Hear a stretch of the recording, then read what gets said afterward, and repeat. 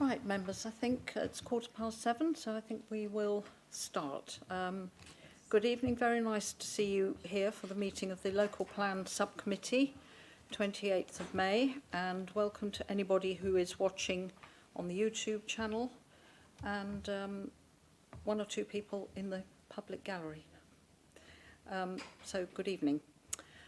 Apologies for absence. I have apologies from Councillor Finken, who is substituted by Councillor Diamond, Councillor Martin, substituted by Councillor Moyle-Thorogood, and Councillor Walsh, substituted by Councillor Beavis.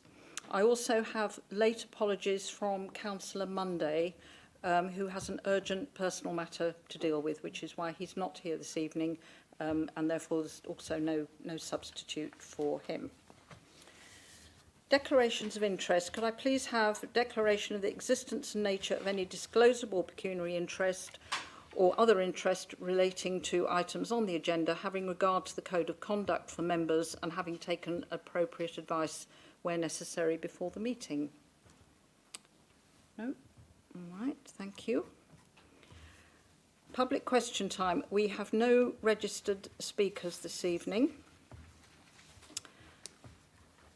Minutes of the previous meeting. The minutes from last week, the 22nd of May, aren't available this evening, members, so we will look at those at a future meeting. And I'm sure members will appreciate bearing with governance a bit. Given the number of meetings that we're having consecutive weeks, it's not always necessarily going to be possible to have the minutes every single time, but we'll produce them as soon as we can. I have a couple of other things to say, just because this is the second of this type of meeting we have, and we did have some IT issues last time.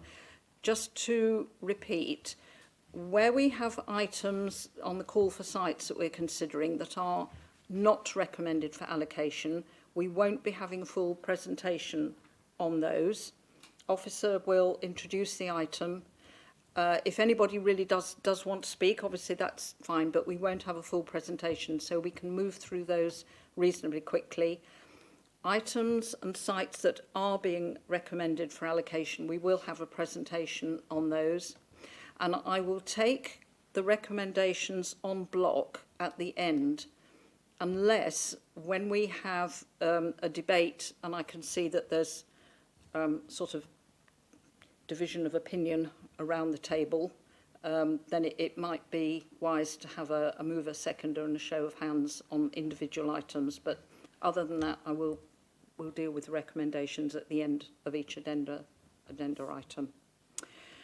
And I do have to just announce that item 8 on the agenda tonight, which is the Local Plan Review Economic and Retail Policies, officers have advised with apologies that there's been an issue with the version control of the chapter wording, and given the issues identified, the safest course of action is for this matter to be withdrawn from tonight's agenda and reported to a future meeting, which is likely to be a July meeting.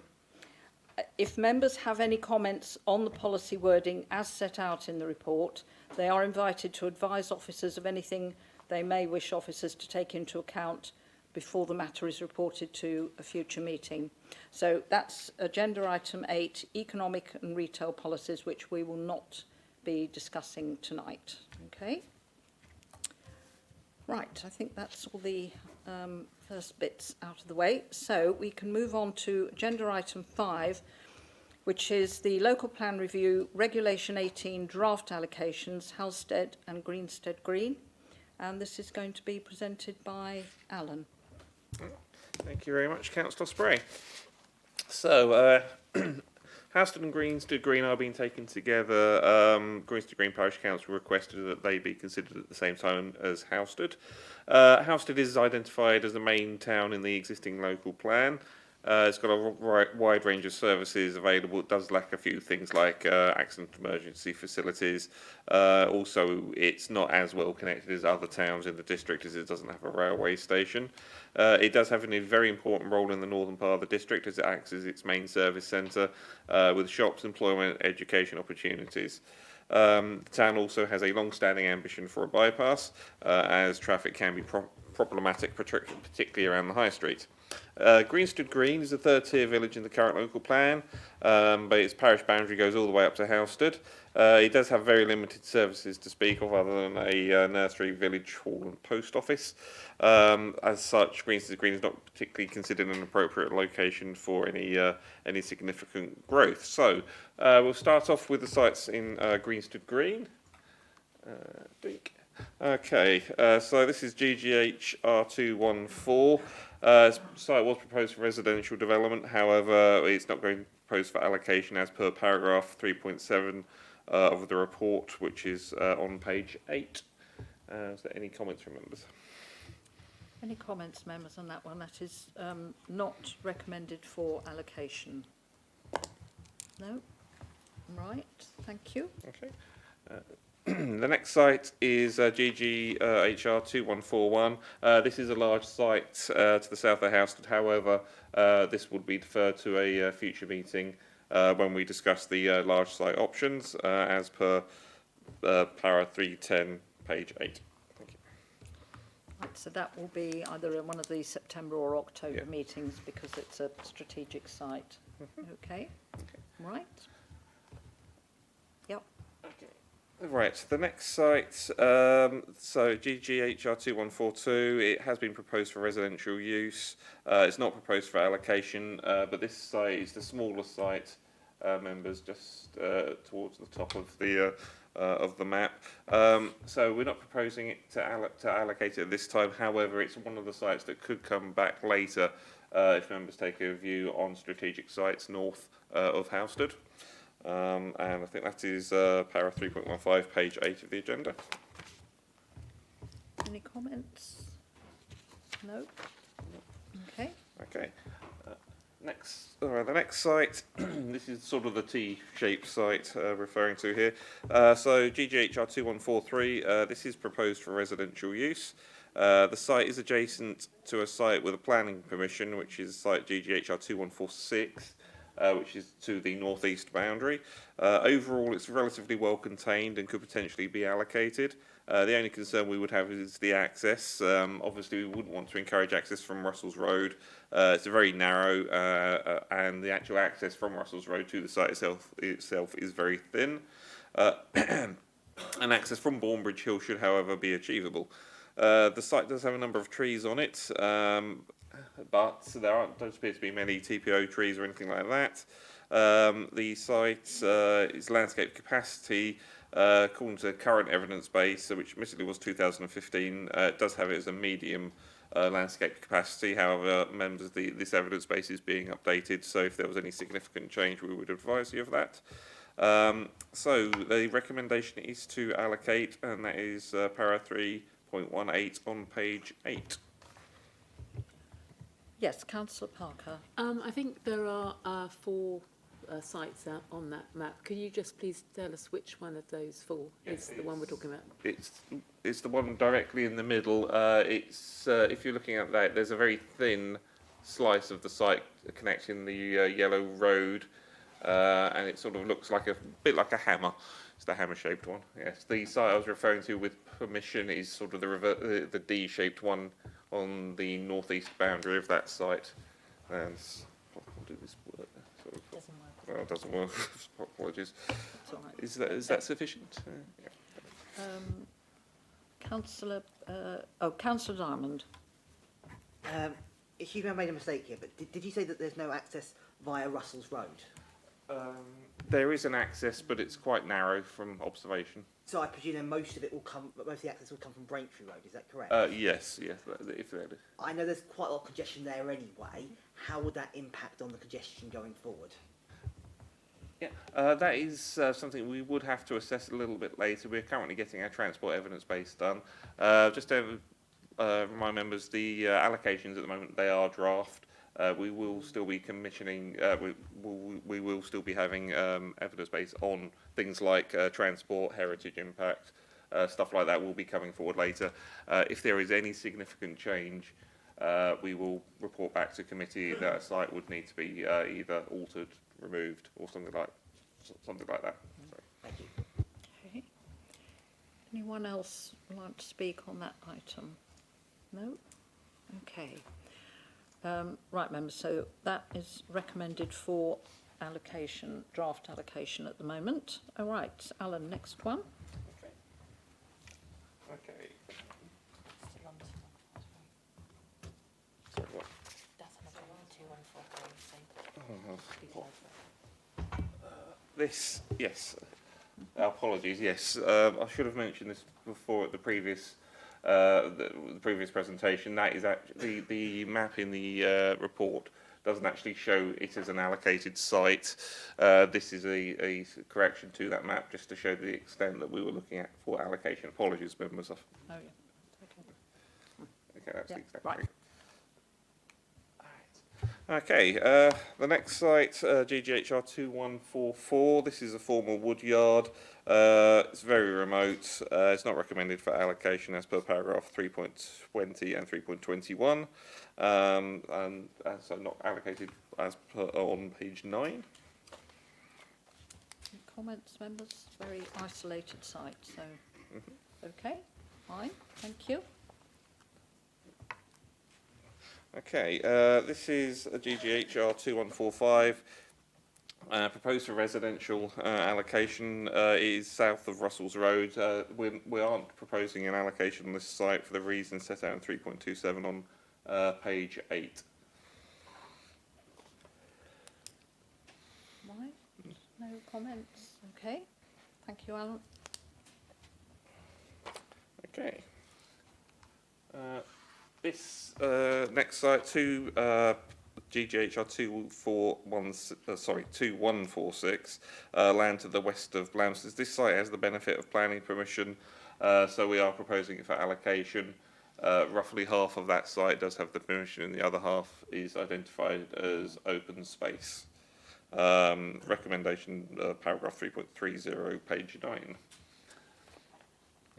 Yes, so as Alan said, members, that site already has at least outline planning permission, so is allocated and is recommended to stay in, right? Good, thank you.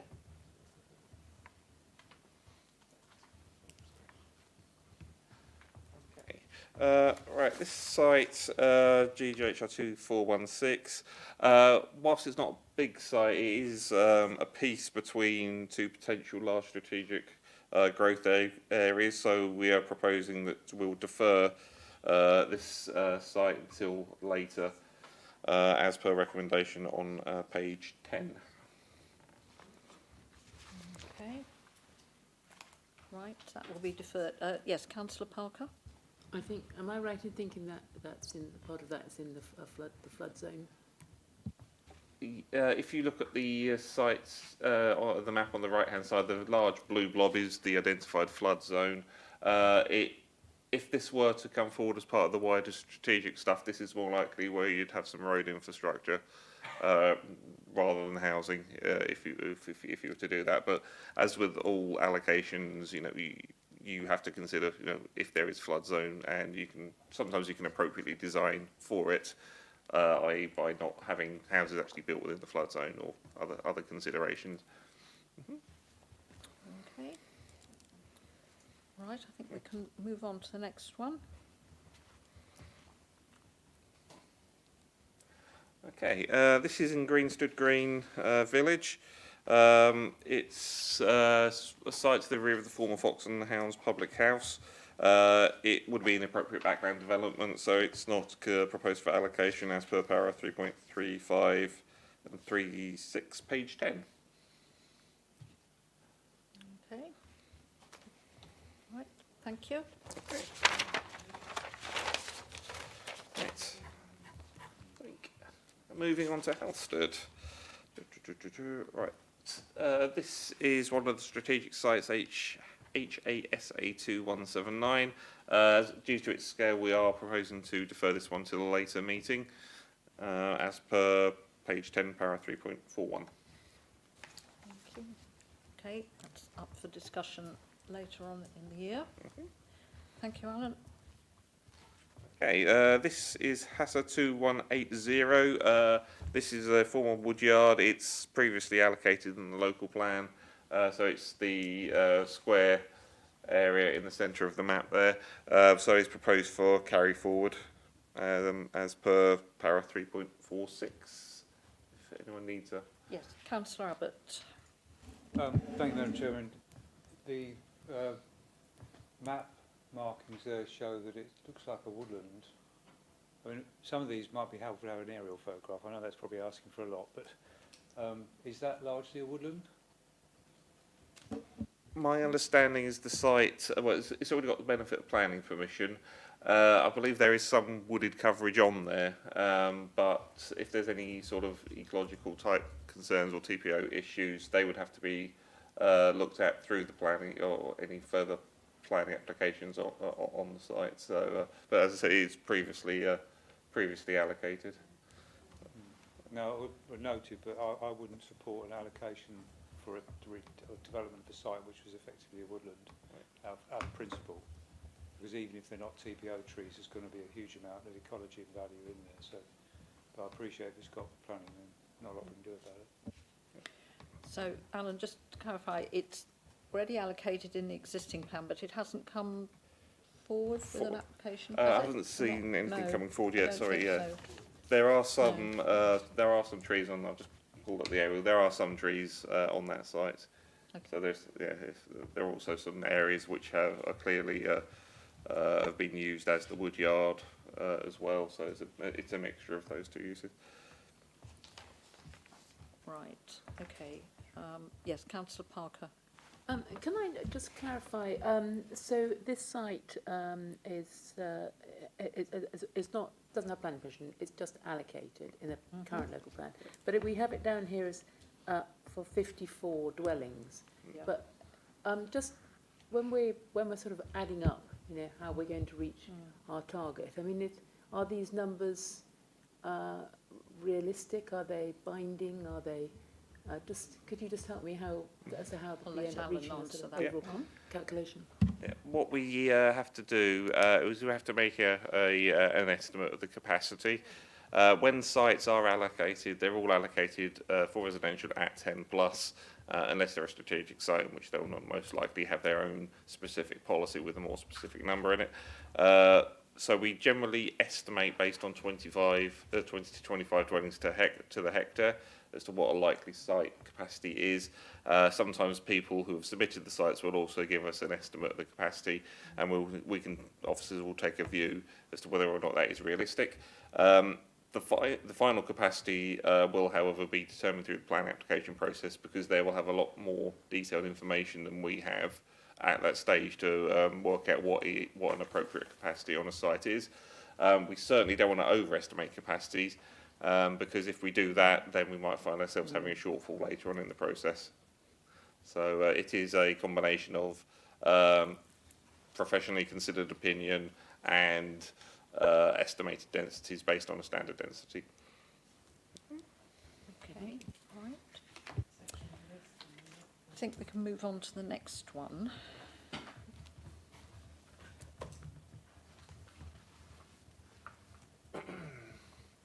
Okay, this is has a 2181. This site was refused planning permission, and that planning permission wasn't appealed. So we are not proposing to allocate it for the reasons set out in paragraph 3.45.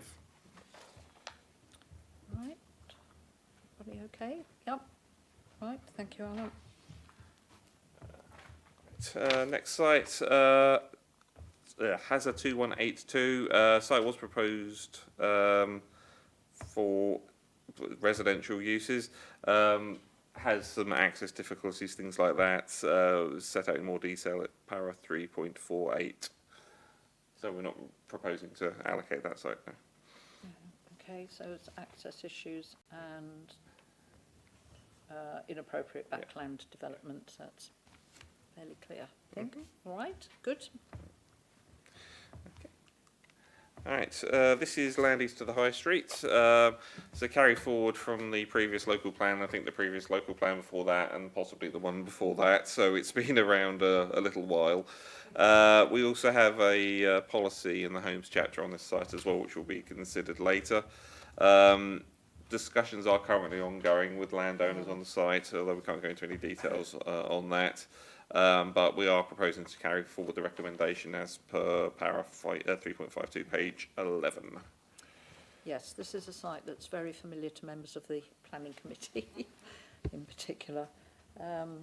So it's recommended that we keep it in. Yeah, okay, thank you. Okay, this site is, part of this site is actually within the existing comprehensive development area, so it's HASA 2506. They have submitted some more land to be included. However, officers are of the view that the extra part shouldn't be included due to the narrowness of Parsonage Street and sort of impacts on heritage, that sort of thing. So we're not intending to expand the comprehensive development area as per recommendation on paragraph 3.54, page 11. Right, so that's being retained, is that the recommendation? Part retained. Part retained. So the area to the rear, so you can see that there's Yeah. a blue area, that is the Yes. site we're talking about. There is a red line through the middle, and it's the area south of that red line that is already in the comprehensive development area, which we are retaining. Anything north of that red line would be new, Okay, and we're not proposing to include. right, okay, I understand, thank you. Right. Councillor Coleridge. In the agenda, it just says is retained. Should that say is part retained? I should say part retained. Yes, well spotted. So that needs a slight amendment to the wording, yep. Okay, thank you, Councillor Coleridge, right. Okay, good. All right. So this is as a 2507. It was proposed for housing. We aren't proposing to allocate it. Has several safeguarding issues, including a gas pipeline, which could limit capacity quite significantly, narrow roads, and for other reasons set out in paragraph 3.56 and 3.57. Right. Yeah, I know Box Mill Lane quite well. It is very narrow, so no argument with the officer's view on that. Right, thank you. This site, HATR 2200, proposed for residential use. However, it's had a planning permission refused recently on it due to access. It's not proposed for allocation as per 3.60, although members can see at some point that is going to end up inside of a development boundary. So, yeah, if it comes through the planning process with an appropriate access agreed, then it could be considered then. Right, but for the purposes of this evening, it's not allocated for development. Correct. No. Yes. So Okay. Right, good. Next. okay, this is site HATR 2201. It's basically, it's already in the development boundary, so it could come forward anyway, and it's too small for our allocation. So we're not proposing to allocate it as per recommendation 3.64, page 12. Yeah, thank you. Yep, only 3 dwellings, so it falls below the threshold. Fine, thank you. This is HATR 2202. It's a carry forward from the previous local plan, and we were proposing to retain it as per para 3.67. And that's for specialist housing, Yes. is that right? Yeah, okay. No comments? No? Okay, thank you, members. Right. Next, this is a proposed new allocation, site HATR 2203. The site is approximately 3 hectares and could provide around 75 homes. It's adjacent to GGHR 2416 to the south, which is a site that already has the benefit of planning permission. Officers have been provided with information that indicates that this site can be accessed through the site with planning permission, so they would be able to achieve that access. Constraints are quite limited on the site. Again, with other areas around here, it's medium landscape medium landscape capacity. And considering the limited constraints, so it's got a footpath running through the middle of it, and there's a few trees, like a quite well-established tree line along the middle as well. Those being the main constraints here, we're recommending that that site is allocated as per para 3.70 on page 13. Right. Any comments, Councillor Parker? Could you just clarify through which parcel the access would go? Because I think that's It's bounded the on one, two sides. Is it by the sites with permission? yeah, it's the site to the south. So Blansters is the buildings on the right-hand side there, so it wouldn't go through that site. The site directly south, it would go through there. So we would obviously need to see some details on that, and that would need to be satisfied as part of a planning application. But from the information we've been provided to by the site promoter, they appear to have an agreement in place to do that. If they didn't have an agreement in place to do that, that site wouldn't come forward. So quite frankly, there's no other realistic way to get access to it that we can see. Right. So that is not recommended for allocation. That is Oh, it is That recommended, one, sorry. yes. I've jumped one. Yes, it is recommended for allocation. Right, okay, fine. Right, yes, thank you, Alan. Right, All right, this is HATR 2204. It's adjacent to Blansters on the site we've just talked about. We're not proposing to allocate it. It's a rather awkward shape, and there's quite a lot of potential ecology on there as well with the trees. But there's also issues of potentially of heritage setting as well. It would end up in the development boundary in any case. So if an appropriate scheme were to be agreed, then it could potentially come forward that way. But we're not proposing to allocate that site in the local plan as per para 3.72, page 13. Okay, right, good. Right, thank you. Right, hopefully this is the I last think. one. Yep, last one, I think. Right, this is HATR 2205, Land of Slow Hill. It's proposed for residential use, however, it has had a planning permission and an appeal rejected, primarily on heritage grounds. Therefore, we're not proposing to allocate it as per paragraphs 3.75 to 3.77. Thank you. Okay, all right. No comments? Right, thank you, members. Thank you, Alan. So, members, the recommendation set out on page 7, the agenda, which is that the inset maps for Halstead and Greenstead Green are approved for public consultation, and other recommendations within this report are also approved. Councillor Abbott. Yeah, could I just ask a question? Yes, of course. Make a comment. The comment is similar to the one I made at the last meeting, that we can't unsee the 22 number, and obviously you can do the maths. I know it's early days, but we've covered the 3 main towns, and we're up in the low hundreds, I think, in terms of the number of houses. So we're clearly, it would suggest, loading almost everything to the end of this process. That seems to be what we're doing. My question is, should Grinstead Green, apologies if I've got this wrong, if it already has got it, should Grinstead Green or any of the other hamlets around Halstead have green buffers? Alan? It's certainly something we could consider if the landscape evidence base supports it. Greenstead Green itself is obviously quite a distance away from Halstead, so it's probably unlikely to have any significant impact on that village, or growth at Halstead is unlikely to have any impact on that village. But if members have a particular concern about coalescence, officers are we are trying to avoid sites that would generate coalescence.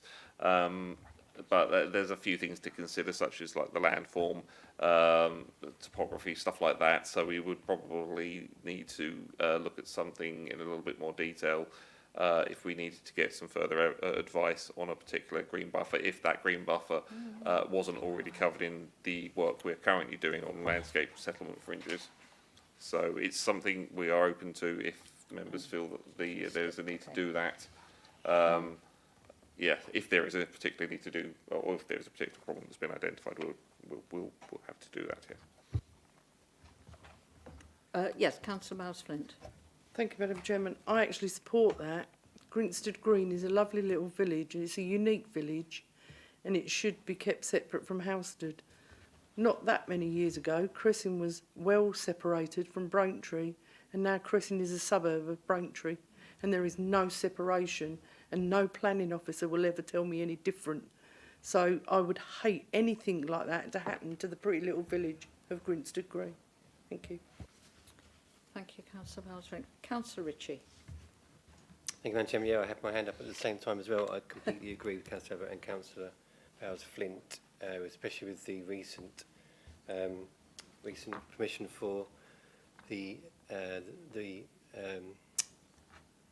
housing development on Bournebridge Hill, and the consideration of the larger one which we have deferred in this meeting this evening, that we're back onto Grinstead Green and Grinstead Green Hull. If that was to be approved in the future, then coalescence would be virtually unavoidable unless there's measures put in place to ensure that there is a substantial green buffer between Housestead and Grinstead Green. Otherwise, you are leading yourself straight into coalescence of Housestead into Grinstead Green. Yeah. Thank you, Madam Chairman. Thank you. Okay. Councillor Beavers. Thank you, Madam Chairman. And although I do agree with those comments, I'm also sitting here thinking, actually, that boat sailed, quite frankly. I've run that area a lot. And to say that the impact isn't already there, the impact's already there. And actually, when we were looking at the appeal on one of these sites, we were talking about the impact of that long view. And it's happened. So, you know, knowing the village well, I'm struggling to sort of see where we can actually put green buffers in. But if there's anything we can do that would support that, I would support that too. Thank you, Chairman. Thank you, Councillor Beavers. All right, well, I think that comments have been noted by officers. Members, I just...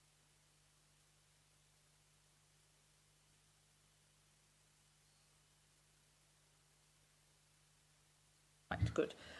Yes, thank you, Sarah. Yes, so members, the recommendation is set out on page 7, which I read out. There is a slight amendment to that, in that recommendation 15 on page 11 is that the area of the site is part retained within the comprehensive development area. That's the one where part of the site is going in, isn't. Right, so we will amend that. Right, so could I have somebody to move and second, please? Councillor Bowes-Flint, a second, Councillor Ritchie, and a show of hands, please, if everybody agrees. Thank you, members, that's unanimous. Good. Right, so we move on now to agenda item 6, which is the Affordable Housing Viability Study, and that's Alan again. In fact, it's all about you tonight. Yeah. Apologies. Okay, so affordable housing viability. So this is from page 22 on the report. Braintree Council commissioned Andrew Gollins Associates to update its evidence based on affordable housing viability. This is to help support policy or current policy at LPP 31 affordable housing by providing evidence to support the thresholds the local plan can seek for affordable housing in the district. The report tests viabilities across a number of scenarios, including small sites, large strategic development. It identifies a number of zones within the district which have distinct markets which could potentially provide different levels of affordable housing within them. The report is very much policy blind in that it looks at viability without taking into sort of national policy constraints, and it just looks at how viable sites could potentially be within the district. So the report shows that affordable housing is viable at the levels currently included in the local plan. This is a table. If members are having trouble reading the table, it is a copy of the table on page 89 of the report. And this shows that the majority of the district, up to 50% threshold for affordable housing, is potentially viable. So it just demonstrates that Braintree continues to have a strong viability for affordable housing. However, we do need to sort of continue to be flexible on site-specific negotiations wherever we need to. As a district, we are quite fortunate. We don't seem to have much in the way of challenge on viability through the planning application process, and when we do, they tend to relate to brownfield sites. So particularly, I think the one recently, I say recently, a few years ago, but in Braintree, which was, I've forgotten the name of the site, which is a little bit embarrassing. It's on the way up to Podds Brook on the left-hand side. Yeah, yes. So that one was a viability issue. The recommendation is on para 2.1, page 22 of the report. Thank you, and that is two. Yeah. Thank you. Any comments, members? Councillor Bowers. Yes, thank you, Madam Chairman. Is this the sort of time when we can potentially look at increasing the percentage that we ask for in regards to affordable housing? Because I know there's other places in the country that have got up to like 50% and that kind of thing. And I know part of this report says that even at 50% affordable housing, many sites become viable and that kind of thing. As part of this local plan process, is that something that we can look at? Is that something that we had looked at?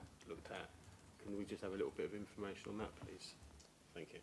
Yeah, it's something that can be looked at, but there is a balance between affordable housing and there are other things that are also required as well. So you've got your affordable housing versus your potential other infrastructure requirements. The time to talk about the policy is actually in the next item. So that policy will be is under the Homes chapter as well. So as it stands, the report does suggest we could go high if we wanted to, but there are a number of other considerations we would have to think about if we wanted to do that. Okay. Councillor Abbott. Thank you. Yeah, it's good to see that we're in a good position on viability, because obviously delivery of affordable housing is really important. Sort of a technical question really, and I might be reading this wrong, but obviously we have our strategic view about the size of sites and I'm thinking of spatial strategy. I was seeking the word spatial strategy. I'm tired. But if you look at, but in this document, and I sort of speed read it. I didn't read it slowly because there's so many pages. But on page 67 of the agenda, for example, it talks about the current policy on affordable housing is that sites in the main towns, and then it lists what it thinks are the main towns, and it includes Great Notley, Bocking, Highgarret and Sybil Hedingham, which clearly are not main towns. I think what it's done is it's grouped them together for the purposes of the affordable housing report. But I'm just wondering if this, when this comes to inspection, is there going to, or if the public were looking at it, is there going to be a bit of confusion there between our hierarchy and how it defines it in this document? Yeah, that's an interesting point. Yeah, I think that's a fair point to make. So we would have to get some a little bit of clarity on that. Sybil Hedingham, it's probably been bunched together because the policy does look at a lower threshold of 30% for the settlements you've listed. So I think that's why it's been bunched together, because you get the 30% of Braintree and Sybil Hedingham, for example. So I think that's probably what's happened there, rather than it suggesting that Sybil Hedingham's the main town. I think that's it is potential. I think it could be confusing actually. Yeah. So, Councillor Beavis and then Councillor Parker. Thank you, Madam Chairman. I just wanted to add to that actually, because I also felt the same when I looked at the paper, and where it's got Housestead and Sybil Hedingham together, one sort of thinks, well, where's Elscone in all of this? And then it talks about Northern, and I'm kind of thinking, well, is that north of Sybil Hedingham? So I think some clarity around that. Otherwise, I think there could be confusion. Thank you, Chairman. Yeah. Yes. Yeah. Yeah, fine for clarity. I mean, I've popped the table back up again so that these are the sub-markets. So you can see the northern rural, that's what they're defining as northern rural in there. So I can see your point about how it might be confusing. Yeah. But that is the structure we are. The report has been looking at. Okay. Councillor Parker. Thank you. Could I just clarify this study? I have read it. But just to clarify, and picking up the point Councillor Bowers made. So when we're talking about viability, is this just as if it was a greenfield site with no infrastructure requirements Well, you would still there is a worked example in the report which looks at Great Notley, so you do have to consider infrastructure when you are calculating your viability assessment. There are a few things that may change in the future, however, which could again potentially change the calculation. For example, BNG, the net zero may also have an impact in the future. So it's still a little bit unclear what, how much that will actually cost, and whether or not that would affect the viability, and whether or not you'd have to reduce your housing thresholds. That would probably come through the planning system when you're starting to get applications in which have to take that into account, and that could potentially knock out a little bit of affordable housing to take that on board. Okay, right. Any other comments, members? No? All right, the recommendation is that the affordable housing viability study is included in the local plan evidence base. Could I have somebody to move, please? Councillor Diamond, I think first. Councillor Abbott, you second? Yeah, subject to having a look at that work. Yes, we will do that. So, show of hands, please, members. That's unanimous. Thank you. Right, agenda item 7, local plan review. It's the homes chapter. Thank you very much. Okay, so the homes chapter deals with housing numbers, site-specific policies, as well as policies on affordable housing and gypsy travellers. The preamble to each policy has been updated where necessary to take into account changes to national policy and housing numbers, etc. The policies will be kept under review, and new policies will be needed to be added to this chapter as larger strategic sites as they may be identified. Many of the large site policies are unchanged at this time, but may need to be amended again as their planning applications progress. Sorry, there. The battery's going a little bit there, I think. So, not all the policies have got changes. So, LPP 16, all that happens to this policy is that the housing number is being updated. And just a caveat on there that there might be, there'll have to be more sites added to that table. Any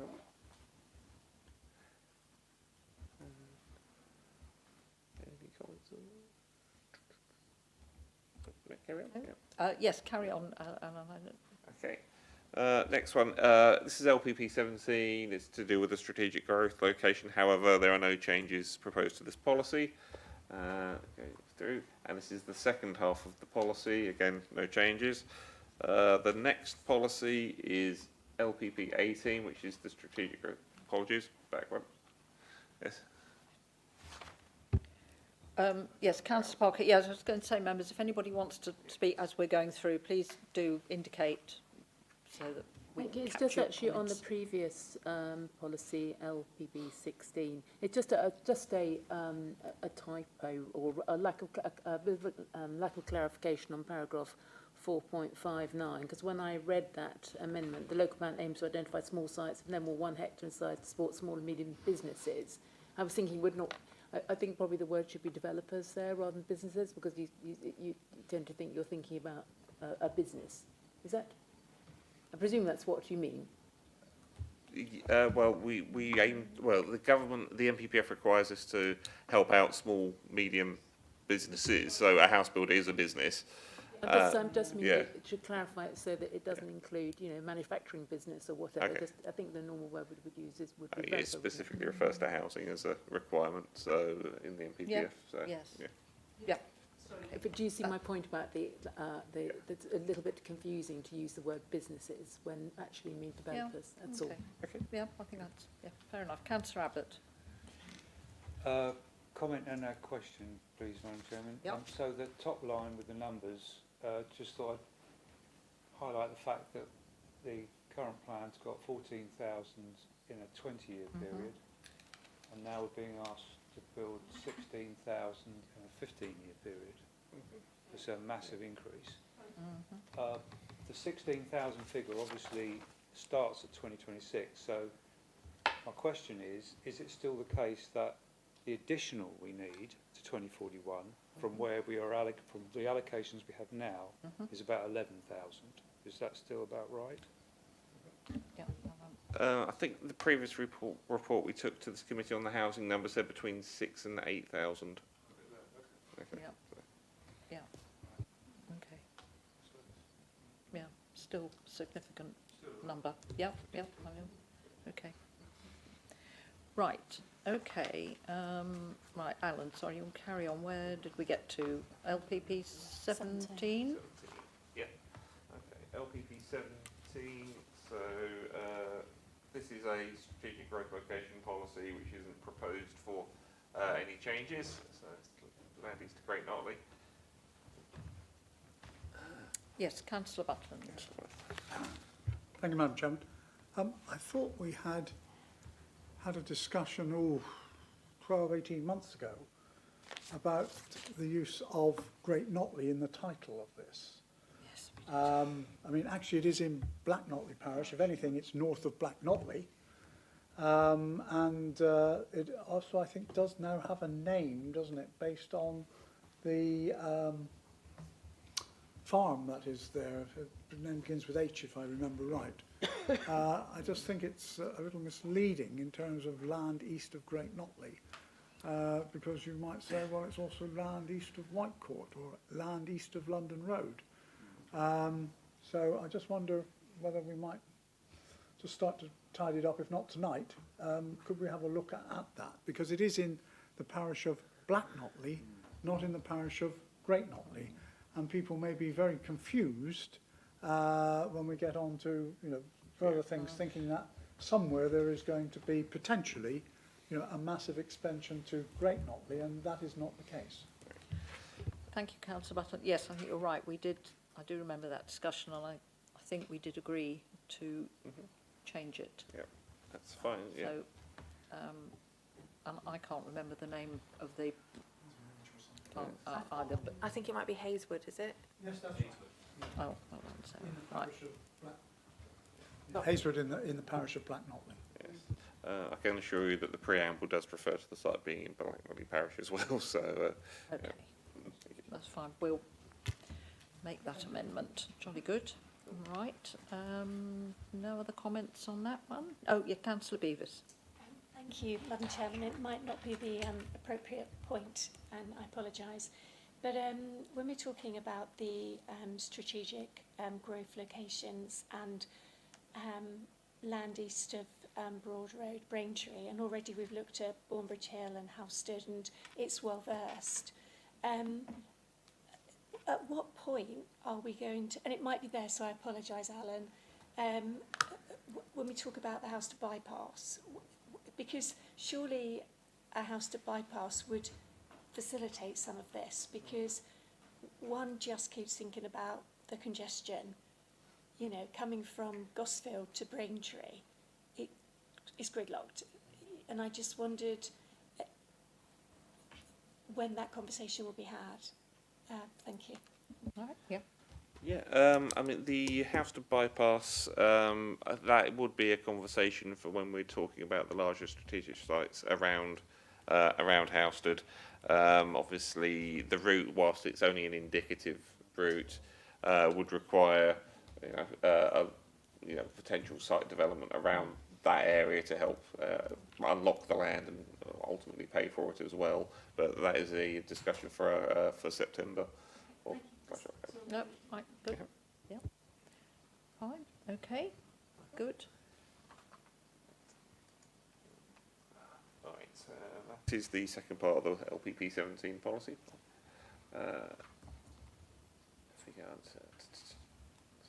LPP 18, this is unchanged and relates to land east of Broad Road in Braintree. Again, the site has a outline planning application that's yet to come forward. And if we go on to sorry, were there any questions on? Don't think so. I didn't see any hands. No. LPP 19. This is the policy for the Foral Towland site. Site obviously has planning permission. Is currently being built out. There's out at this time. Depending how quickly they finish it, we might end up deleting this policy before we actually get to inspections. So, any comment on that? That's a familiar sight to many of us, right? Good. So that's the second part of the policy. Okay, if we go on to LPP 20, this is Panfield Lane, Northwest Braintree growth location. We're keeping the policy unchanged at this time. If we get any further information, then we'll obviously we can update at a later date.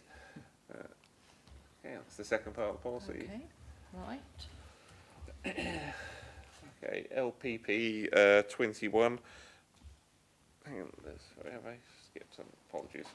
No, I haven't. Sorry. Apologies, I just hadn't ticked, I think. LPP 21, land at Fearing. This site policy is unchanged. Site is currently going through the process for getting permission. Unchanged. Yes, this one's been to members' forum a few times, so we're Yeah, it's quite a long policy as well. quite, yeah, yes. Okay. It's all right. Any comments on that policy? No, I don't think so. LPP 22, Wood End Farm in Witham. No changes are proposed to this policy either. That's the second part of the policy. Councillor Abbott. I think didn't we draft allocate the farm area itself? Yes.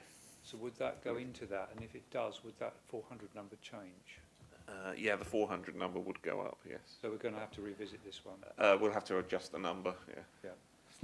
Yeah. Yeah, okay. Fine. Right. Yeah. It's one of the difficulties when we have a lot of committees close together that we don't necessarily have time to No, I know, update that's them all. fine. Apologies, members. So. That's all right. Okay. Right. Next one is 23. So this is land to the Easter Housestead High Street. We received a request from our colleagues in development management to remove two criteria, as they are of the opinion that this would help ensure a more likely to get a successful planning application on the site. So we should hopefully make any proposals more acceptable to all parties. Should be noted that the retention of the air raid shelters is still to be sought, so they would be staying, but there needs to be sort of a little bit more flexibility in terms of potential landscape impact and provision of parking and community facilities on the site. Councillor Abbott. Thank you. Yeah, I'm happy with the bottom bullet point being deleted, but I'm not happy with the parking open space and parking open space and community space. I mean, does that mean we're going to relax standards and allow something which we perhaps might not otherwise allow in order to get this over the line on all three criteria? Because I'm thinking about the living conditions of people who are going to live there. And could you say a bit more about why we're taking all of that out? Yeah, that's a fair question. That's a fair question, yes. I expect we would still want a level of car parking on the site. Housestead is a main town, so has a reasonable level of local services. Admittedly not as good as either Braintree or Witham, so you would expect some provision of parking. It might not necessarily be too standard, but there would have to be something there. Similar situation with the open space and community space.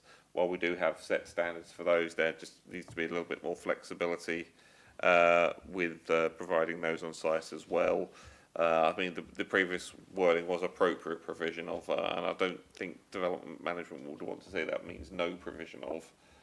It's just it had been a bit of a sticking point with them when trying to come up with an appropriate scheme with the site promoters. Could we not, instead of deleting it, put in the word acceptable as the first word? Yeah, we had a presentation this very recently at Members' Forum. I'm sure there was parking provided. I'm just struggling to remember slightly. Councillor Cunningham.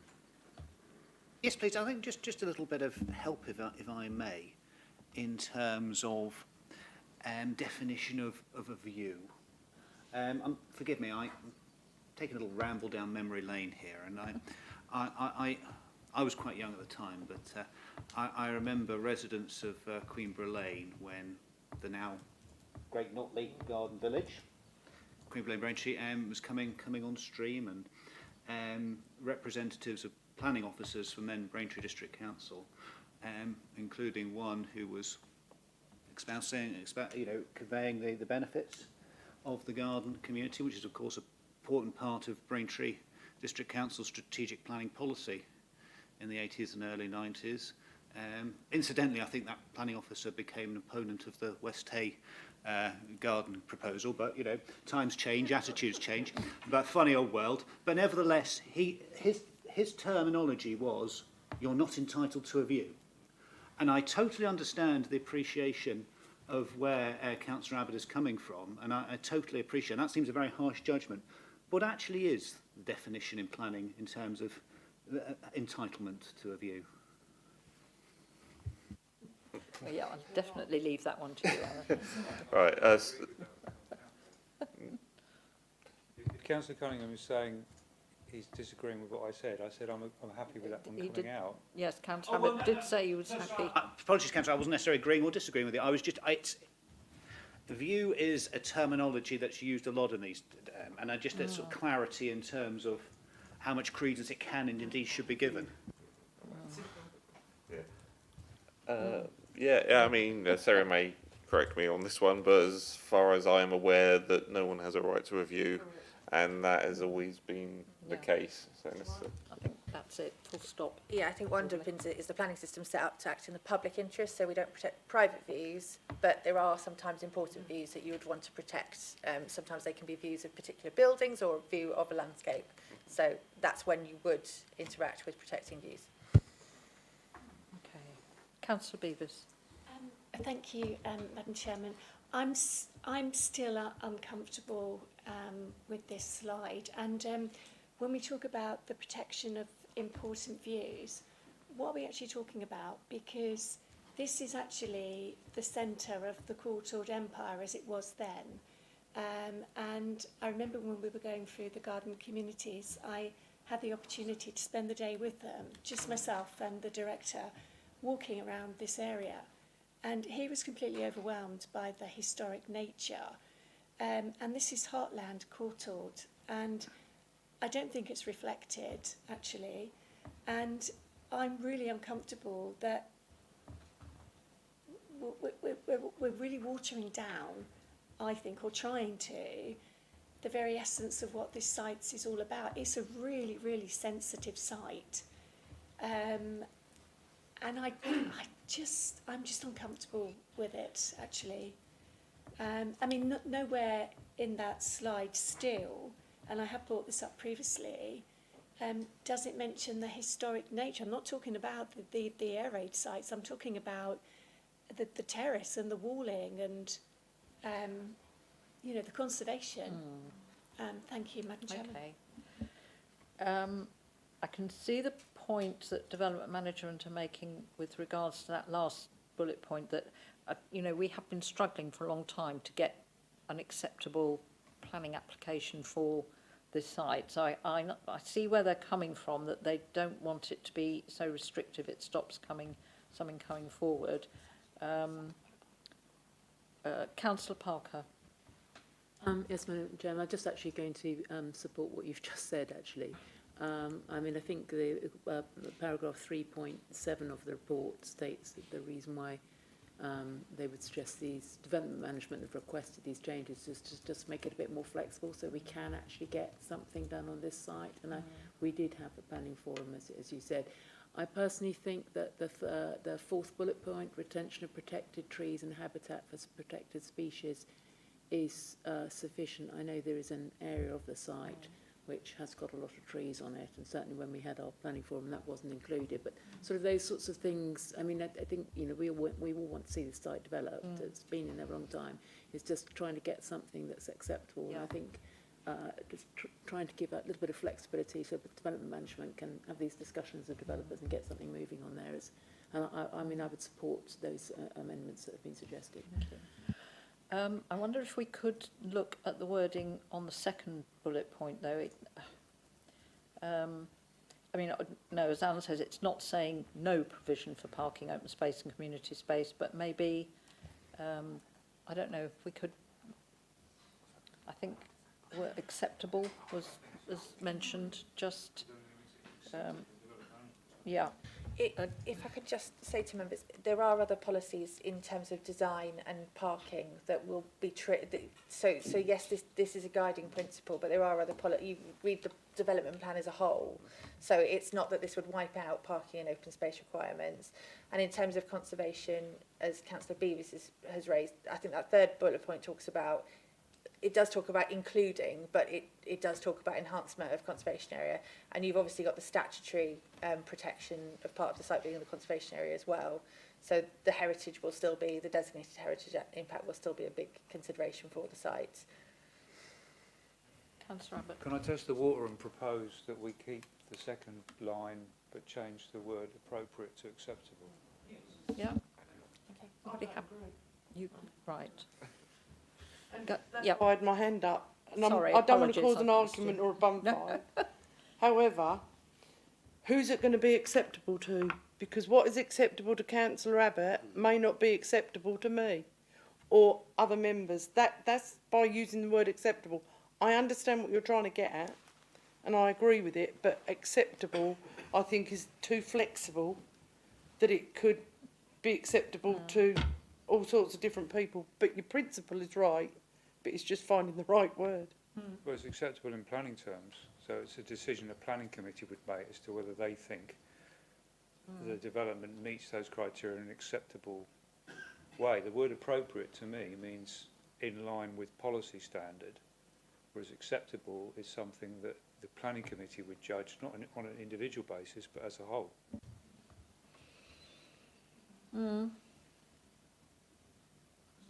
Councillor Beavis? Yeah, I mean, I go back to my point. I'm really uncomfortable with that line being removed, and you know, acceptable actually to the people that actually live there. You know, and a community space. I mean, I'm sure other members would be aware of Heritage. I think it's Heritage House to 100 or something. And I've gone there and looked at the artwork and that they do around that site already. And to take away the opportunity of some interpretation, which is what community space is, it doesn't allow for that at least something to develop there. I just think to remove that line is inappropriate. Thank you. Councillor Diamond.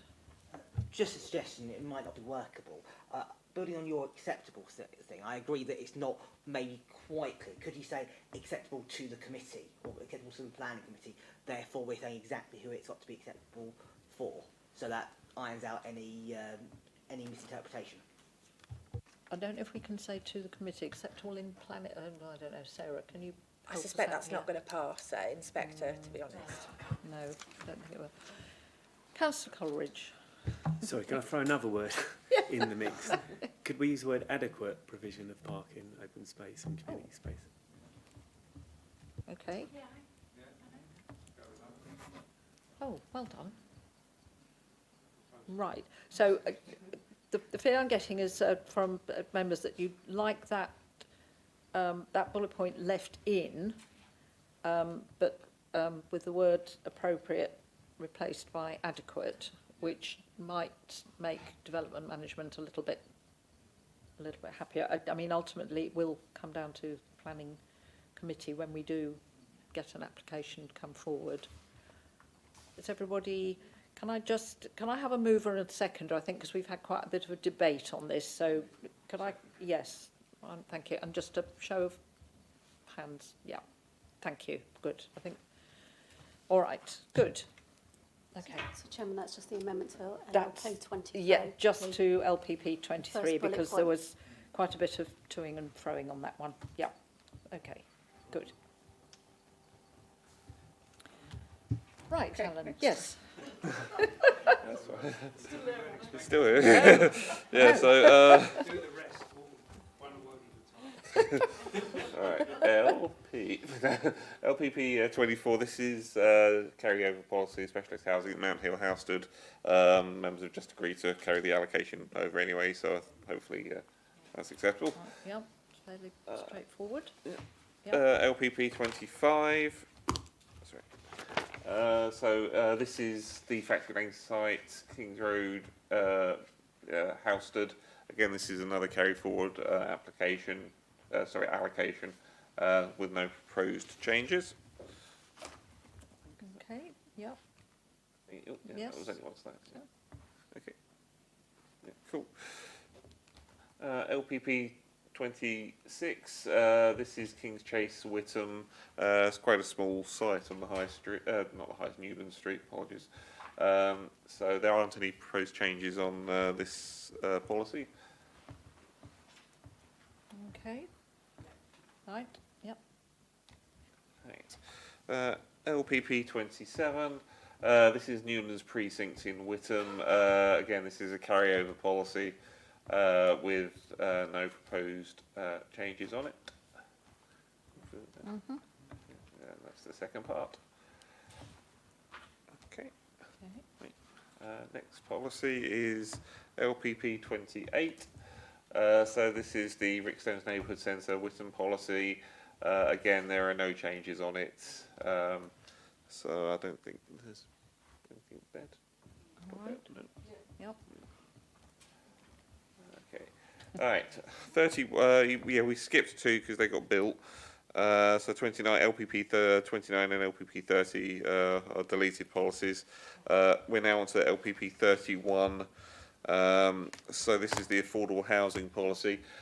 We have left the threshold the same as in the existing policy. We have updated, or we are going to propose an update to the preamble to the policy to refer to the higher threshold, just sort of get it out there that we could potentially go higher if we wanted to, following advice from development management colleagues and sort of general principles of sort of viability and balancing competing needs for infrastructure, that sort of thing. We are recommending that we keep the thresholds as they are. This is in line with the evidence base we've agreed about 20 minutes ago. So yes, if there's any comments on this policy. Councillor Parker. Yes, I mean it's what I find difficult is that we've only just submitted the viability study into evidence, and 10 minutes later we're sort of ignoring the contents of that viability study because well, I mean, and whether or not we want to do that or not, but I mean certainly the viability study said that a lot of the developments could support affordable housing of up to 50%. And I haven't really had an explanation really as to why we are choosing not to change our policy at all. I do have, I personally have always thought that having a higher level of affordable housing outside the main towns is the wrong way round, because I think, apart from the whole issue about viability, I think if you are living in affordable housing, you really want to have access to good transport so that you don't have to have the cost of a car, you've got all the facilities nearby. I think it's a mistake to have a higher level of affordable housing in places that are less sustainable and a lower level of affordable housing in the towns. So I just would like to have an explanation really as to why, given that viability study, we are not proposing to change this. I mean, it may be, I noticed there's a reference to there will be a forthcoming SPD on this, and maybe there's an opportunity to change that then, but if we've set this in stone here, surely that is, regardless of what the preamble says, this will be what developers are saying. I mean, you can't ask for a developer to provide 35% affordable housing, for example, if this is your policy. Perhaps a comment on that. Okay, Alan. So the thresholds are set basically by market value.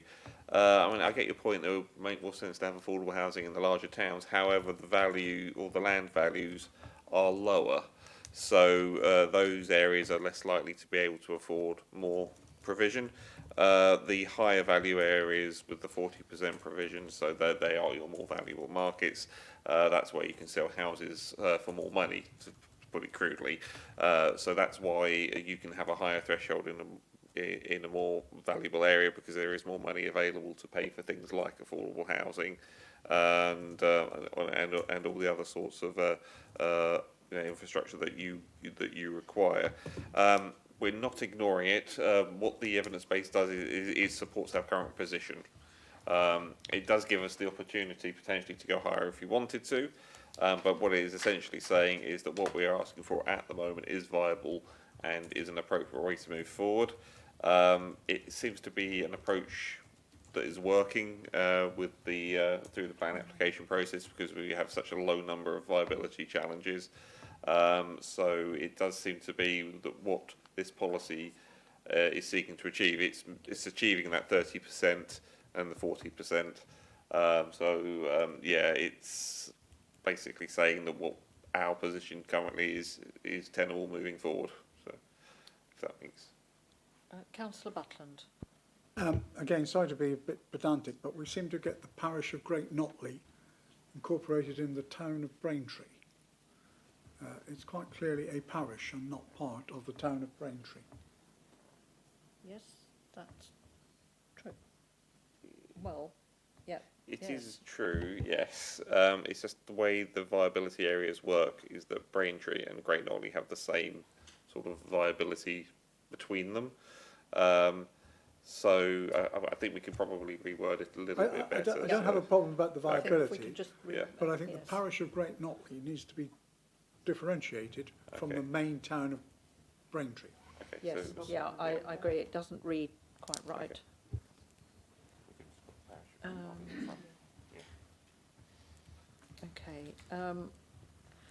Also going to say, could we, the next policy we'll be looking at a minute. No,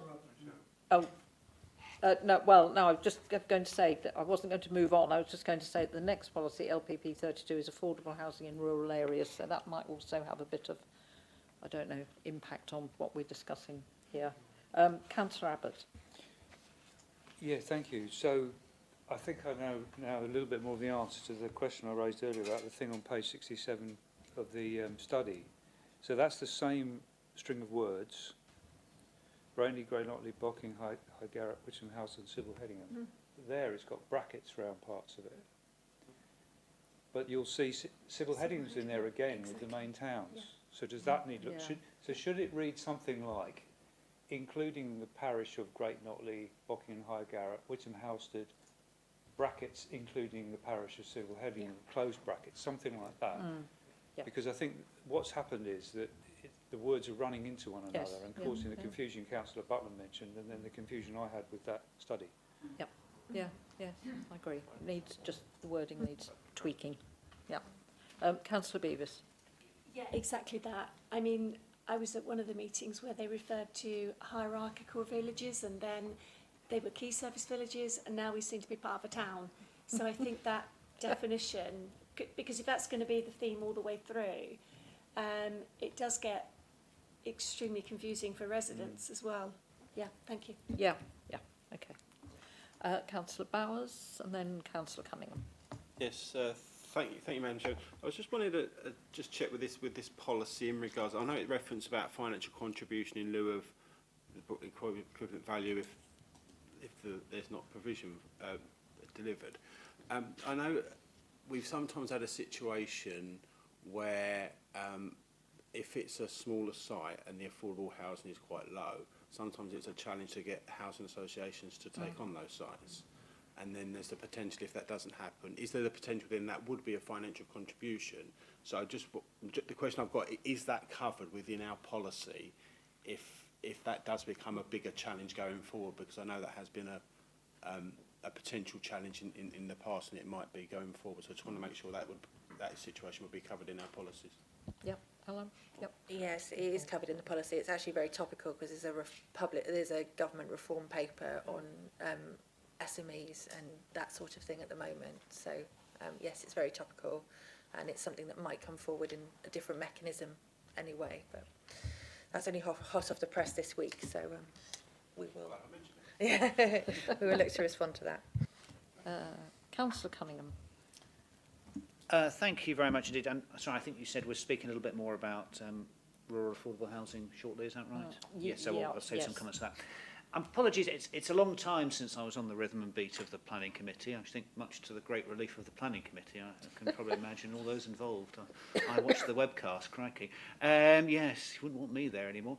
But nevertheless, one thing that always used to frustrate me was affordable housing figures and how developers could very, conveniently slip out of it, fall a unit or two short. Threshold of 15 and 10. Just help me. I wonder if officers would just help me a little bit here. How much discretionary policy input do we have on that? And is that based on an objective assessment, appreciating that policy cannot be deliberately prohibitive to those developers who actually want to unlock housing, which of course we all need? I always wondered if there was a little bit more room for local interpretation to really lever in the affordable housing supply across the district, not just in the urban areas. Thank you. Thank you, Councillor Cunningham. Yeah, national policy essentially says we can't ask for affordable housing contributions on sites of less than 10. So that's set nationally. We could potentially have some threshold, on the threshold of 15, there could potentially be some wiggle room with that, if we wanted to do that. And I think, that is something that the affordable housing document does talk about as a potential option. There is some wiggle room there, but you can't go less than 10. So. Okay, thank you. Right, Councillor Parker. Can I just clarify? The proposal in this policy 30% in the site we were talking about, the site sort of north of Black Notley. I mean, how would that be? Which category would that fit into? Just for example. Yeah, is that a 30% or a 40% affordable housing? If a site is an extension to an urban area, generally it takes the 30%. So if you're extending it off of Braintree, because essentially what you're doing is you're extending the market of Braintree. And the market of Braintree can support 30%. Same with Housestead, that's got 30%. If you're expanding a village, say Colne or something like that, then that would be 40%. I'm sorry, Mentor, could you just... I wasn't actually talking about those places. I was talking about this specific site, because I think those parts of the district are the sites that can support high levels of affordable housing. So I was just wondering what category is that? For instance, that site, was that a site regarded as within Braintree town, or is it regarded as within? Is it a 30%? I think it's quite important actually that is clarified as to whether that site I'm talking about, which is the land we just north of Great Notley, north of Black Notley, east of Great Notley, is that a site in Great Notley or is it a site in Black Notley for the purposes of this policy? So for the purposes of this, it would be because it would be an extension to Great Notley, or treated as an extension to Great Notley, it would have the 30%. It wouldn't be treated as something in Black Notley, but that is, you may not agree with that, but that's sort of how the market, sort of is just how the market area would work. So I believe it would be the 30%. Yeah. So I'm confused now. If it's in Black Notley, how can it be an extension of Great Notley?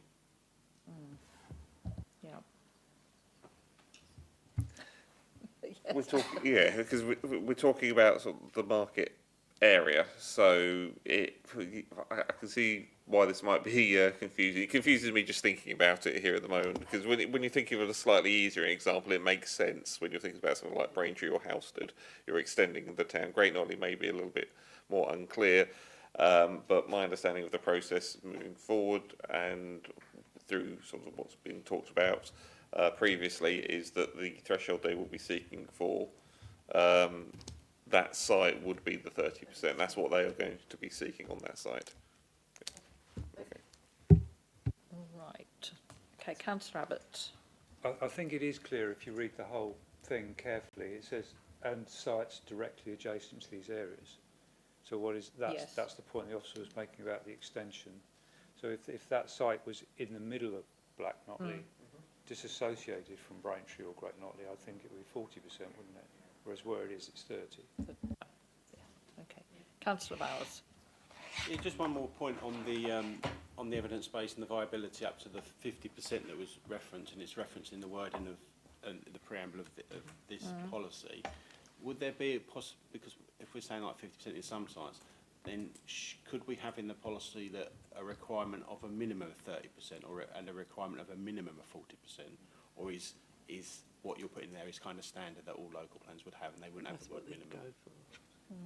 Okay. Yeah, it would be sort of standard. The MPPF says we have to take into account viability when we're doing that. So, yeah, we would suggest that the wording as is appropriate. So. And we could still negotiate as part of the planning process, I guess, with as long as if they're hitting the 30%, that's fine. If they wanted to go less than 30%, that's when they would have to demonstrate a viability reason for that. Sometimes you get a slightly lower percentage on larger sites as well, because they have higher necessary infrastructure from other areas. So it is a case of being flexible as to what you want your requirements to be. But 30% seems to be a good starting point, which we've had quite a lot of success with as an authority. So. Madam Chair, can I just clarify that? Okay. Sorry to keep coming back. So am I right in response to Councillor Bowers' point? So we couldn't ask for more than 30% if our policy says 30%. But we could negotiate less, but we can't ask for more. That's correct. That's right. Yeah, that's it. Yeah. Okay, right. Everybody happy with that one, and we move on to the next one.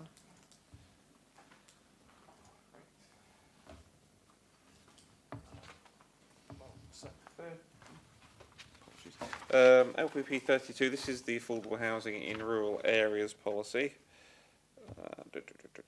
We haven't proposed any changes to the policy itself. There is a change to the preamble, just to highlight to members, and that's obviously the updated MPPF from 2024, and that is put in a reference to we should be considering some market housing to facilitate affordable housing in rural areas. But that is in the preamble rather than the policy itself, so it's just something that could be. Oh, sorry, yeah, it's further down as well, isn't it? So, yes, it is. Yeah. Apologies. Yeah, Yeah. criteria D. Yes, we've just had to remove the 30%. Right, Councillor Parker. That wrong. So I'm a little bit troubled by actually that very small amendment, because is this policy effectively saying that a scheme for 15 houses will be permitted adjacent to a development boundary in a rural area, provided there's some are 30-40% of affordable housing? Is that effectively what this policy is saying? What this policy? This is the policy that helps support rural exception sites. It's not what it says though, because it's yeah, it's considerably more than that, I think. yeah. I mean, previously rural exception sites, they could come forward using grant funding, which was available from government. But that's no longer available to support that sort of development. So instead of having your grant funding, you can have your market housing to provide that additional value, as it were, to help support some additional some affordable housing in a rural village. They would obviously need to justify the level of market housing, and I don't think we would expect an over provision of market housing. They would have to demonstrate sort of the minimum that they would be acceptable to support such a scheme. We've had a number of rural exception sites come forward in the district over the years. Though recently it's sort of dropped off a little bit because of obviously the lack of grant funding. But yeah, this is the MPPF's way of trying to facilitate that again. Yeah. So. Okay. All right. Okay. What do you like, Councillor Cunningham? Madam Chairman, we quite often talk about the viability of rural communities, and particularly small rural communities. And often the paradox of the planning system is that actually you get the developers putting the nice 5 big bedrooms houses right on the edge of a rural community. Not really great for those who've been brought up in rural communities wanting to get on the property ladder. It doesn't necessarily in itself keep the village shop going. It doesn't necessarily keep the village pub going. It certainly doesn't bring the extra doctor or medical facilities. It doesn't improve the bus service or anything else. So, you know, I think our policies should be better suited to keeping viable communities, particularly for those who have been brought up, and whether that's employment opportunities as well, but particularly with affordable market housing and the ability to get on the housing ladder in areas where people have been brought up. So I would be very, very cautious about watering down any affordable housing. In fact, if I had my way in certain communities, particularly the non-service villages, I would be looking for opportunities probably to beef up the housing policy in those areas, because I think, you know, with the greatest respect, the rural communities are not just for those who are on 6-figure salaries or want to move out of London. It would be my personal view. We have to safeguard them. We have to keep them viable sensitively for future generations. So yeah, as I say, I wouldn't want to see any watering down personally. Okay, thank you, Councillor. Councillor Bowes-Flint.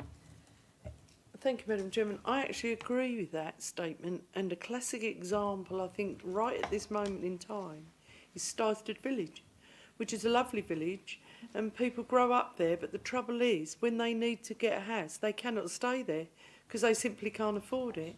And that fact is so amongst a lot of our villages.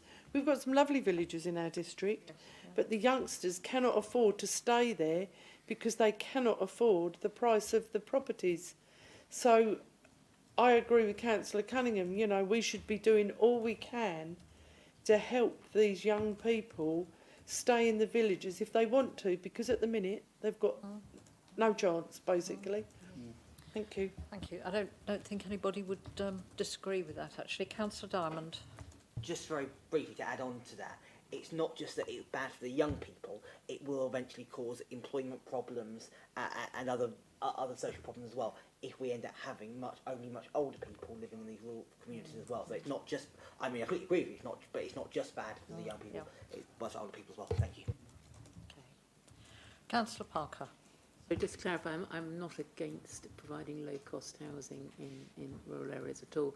I think my only other concern, and this is not a concern about this policy, but it's just a practical concern, is that I think we've noticing that the registered providers don't really want to take houses, new dwellings that are not in, you know, somewhere where they can look after the central place. I know we had a problem even in Halstead where the registered providers wouldn't take on some flats there. So I think that is also a fact of life, unfortunately, with the actual provision of, you know, in quotes, affordable housing.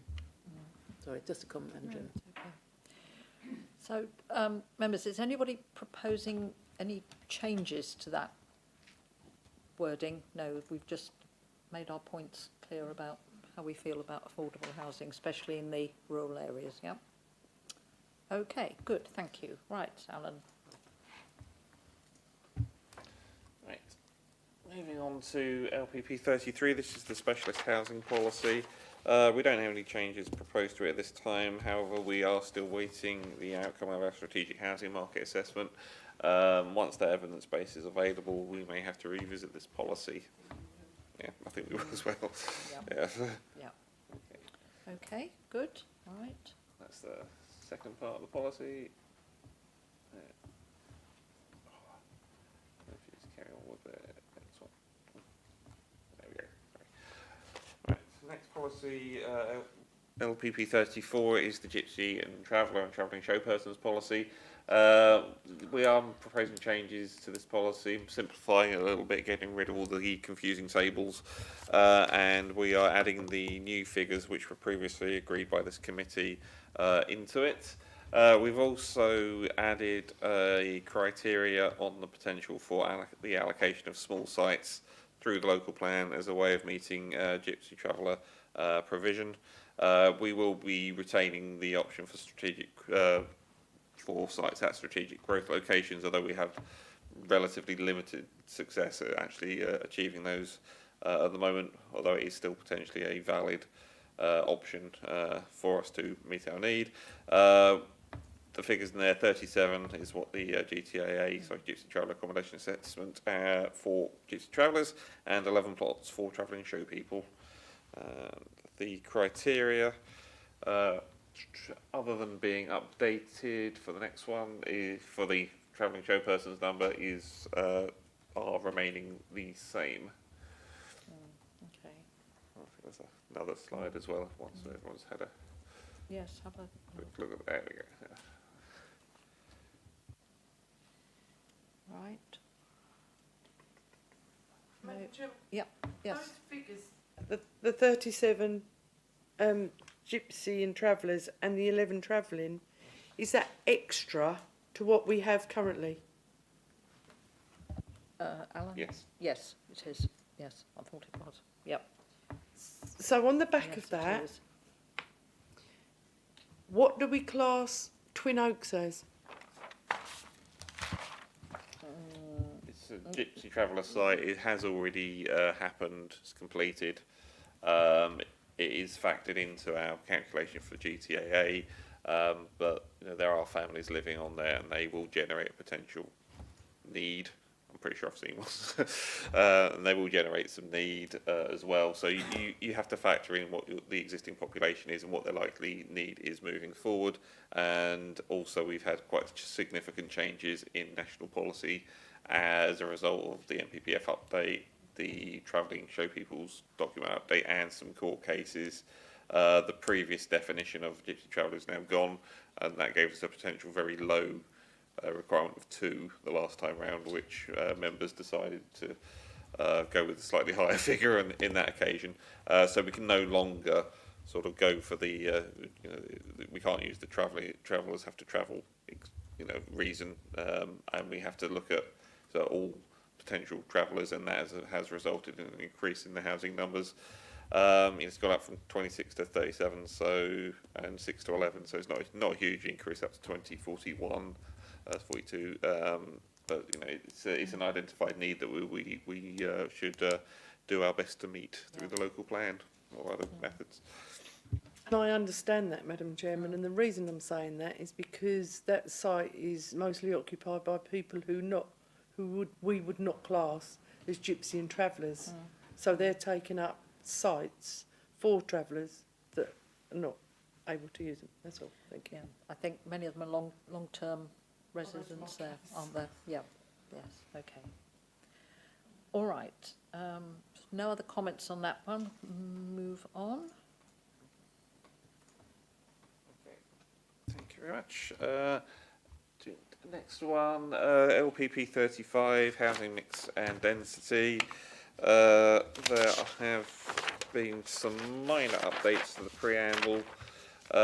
This again will have to be looked at once we've got our strategic housing market assessment back, as this policy previously dealt with the mix for number of bedrooms in a development, and hopefully once the SHMA will obviously provide us with some updated figures on that, and we can incorporate those back into this policy. We've also changed the average dwelling density from 30 to 25, as we think that's a more realistic figure, and more accurately reflects the sort of level of development you get per hectare in this district. And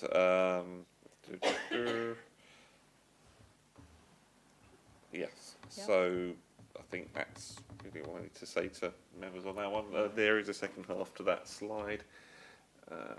We get, so there's some information in there that will need to be looked at again once the Yes. SHMA becomes available. Yep. So this policy is also quite important because it helps us provide for self-build and custom build on larger sites, which is something we do have. We have an identified need that is quite difficult to meet, but we are endeavouring to do that through this policy. Okay. Good. Right. Good. Thank you. Okay.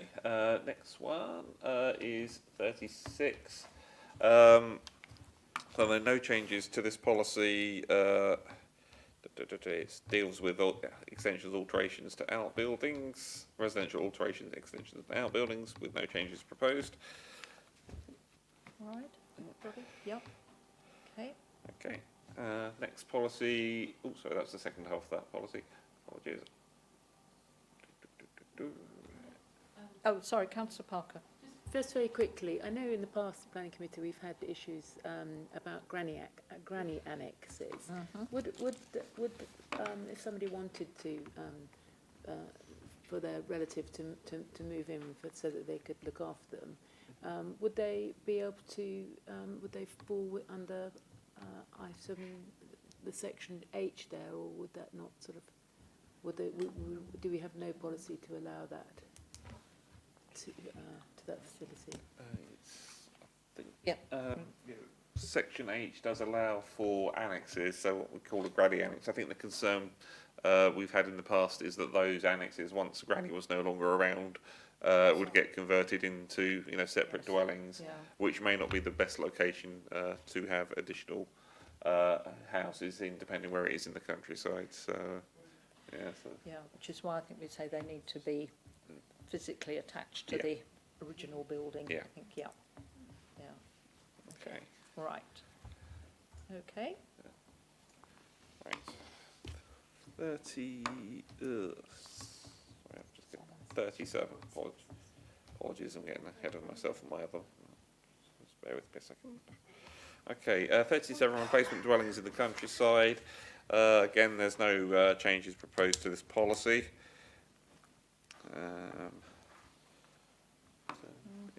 Okay. Right. Oh, sorry, Councillor Parker. Sorry, yes, me again.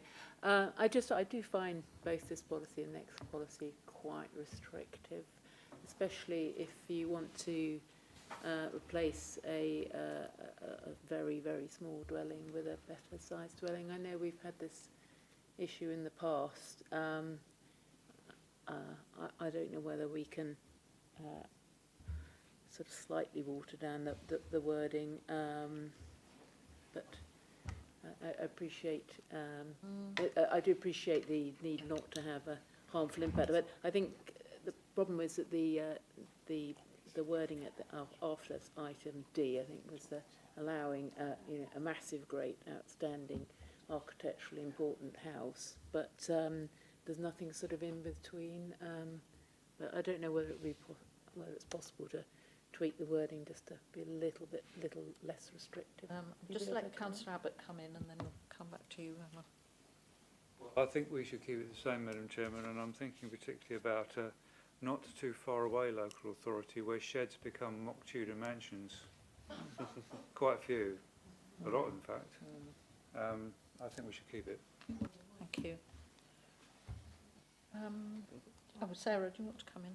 I think there is a degree of flexibility in the policy under D, which says that the replacement dwelling should not be significantly larger, so there is something that is subject to interpretation within the policy wording. Yeah, I think we need to be careful not to get onto a slippery slope. Okay. Right. We're going to leave it as it is. Yeah. Okay. Right. Right, 38, this is on rural workers' dwellings. So the policy itself doesn't have any significant changes or any changes proposed to it. The preamble has had to be updated. So the MPF used to refer to the essential need of a rural worker to live permanently at or near the place of work in the countryside. This has now been changed in national definition to there is an essential need for a rural worker, including those taking majority control of farm business, to live permanently or near the place of work in the countryside. So it's been expanded a little bit there. but the policy itself remains unchanged. Go to the second part of the policy. All right. Everybody happy with that? Yep. Okay. Right. All right, the next policy is the Hamlets policy. The members may recall in August last year when they agreed the development boundary review methodology, apologies, that included a recommendation to increase the threshold of a hamlet from 10 to 20. The change to this policy just implements that change. Yeah. Okay. that was the change. Yeah. All right. Yep. Just briefly, Oh, Madam Councillor Chairman, Abbott, just reminding ourselves of the historical ping pong we've had with this policy. I don't know if members, some Yes. members might remember. We chewed over this Yeah. policy many, many times. Yes, Um, we have. I suppose 10 to 20 reflects inflation, really, isn't it? The size of it. Yeah. Mm. Yeah, yes. Well put. Okay. Okay. All right. Nearly there. We are nearly there, yes. Okay, LPP 40, so there's no changes to LPP 40, so that's the residential conversion of buildings in the countryside policy. Councillor Ritchie. Thank you, Madam Chairman. I might have come in on a completely wrong policy here, but this seemed like the best place to ask the question. I remember us refusing a application on the Headingham Road out of Gosfield for an oil depot that wanted a change of use that we refused under one of our local plan policies, which subsequently got overturned on appeal, and there's now been allowed. I just wondered, and it might be LPP 7 actually, not LPP 40, but I just wondered if there is going to be an opportunity to have a look at that policy that would allow us to support rural businesses. I know this is talking about residential conversions, but it does relate to rural businesses in this policy. Would this be the right policy to flag that up, Madam Chairman? Yes, thank you, Councillor Ritchie. I do remember that because I think the committee overall, we were disappointed at having to refuse it, but it was on policy ground and nothing else. Yep. Anything, Alan? To Yeah, add to that? they could either be covered. There's also the other policy, LPP 7, which talks about Right. rules. So there's, there's two we could flag that up. Give us a bit more Yeah. flexibility, such a if a similar situation Yeah. occurs. Yep. Yeah. Okay. Good. Right. Yep.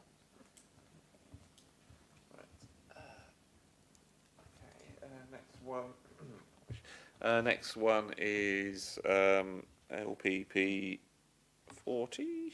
This is 41. Sorry. Garden extensions in the countryside. This policy is largely it's unchanged. So unless any members have got any comments on it. It comes up quite a lot in my inbox, I have to say, with people commenting that their neighbours' gardens have suddenly become something completely different. No? Anybody? No? Okay. Right. That brings us to the end of that. Thank you, members. I think we've had a very forensic discussion on those. So, the recommendation is on page 99 and is very simply that the Homes chapter is approved, but we have a number of amendments, additions rather, I think.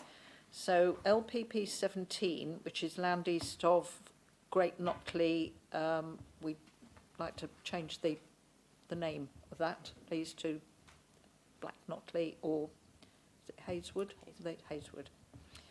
LPP 23, land east of Halstead High Street, we're proposing to leave in the second bullet point, but to change the wording to adequate instead of appropriate. LPP 31, which is, I think that's a strategic site, need to reorganise the wording to differentiate Great Knockley and Sybil Heading from towns and villages, so on, if I've got that right. I think, was that all? Have I covered them all off? Yep, good. So, could I have somebody to move, please? Councillor Bowes-Flint, Councillor Butland seconding, and a show of hands, please. And that's unanimous. Thank you, members. Good. So that brings us to the end of tonight's business, because agenda item 8 has been withdrawn and we now have no other urgent business. So I will close the meeting at 9 o'clock.